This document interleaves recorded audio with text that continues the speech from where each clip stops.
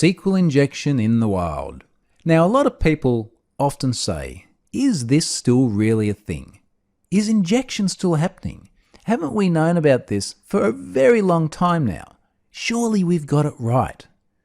But as we saw in that OWASP Top 10 document, it is still extremely prevalent. And it's still making headlines at an alarming rate. So for example, recently Drupal had a very serious SQL injection vulnerability. And in fact, after patching it, the guidance was, if you had not patched your Drupal systems within 7 hours of the vulnerability being disclosed, consider your system compromised. 7 hours! It's not even enough time for a good night's sleep. And that is in an extremely prevalent, very popular product. Another one we keep seeing SQL injection risks in is WordPress, and in particular in WordPress plugins.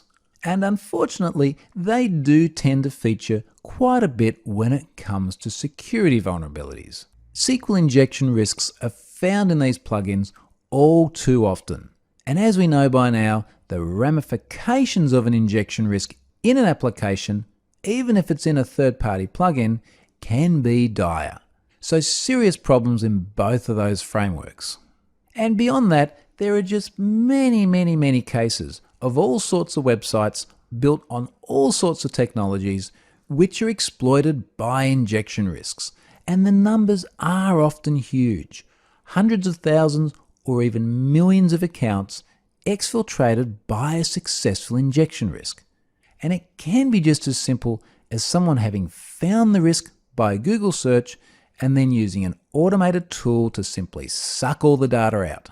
So hopefully this gives you a sense of how real world and still relevant this risk is. It unfortunately is not a remnant of a bygone era. It's out there today, it's in a huge number of websites, and it's being actively exploited.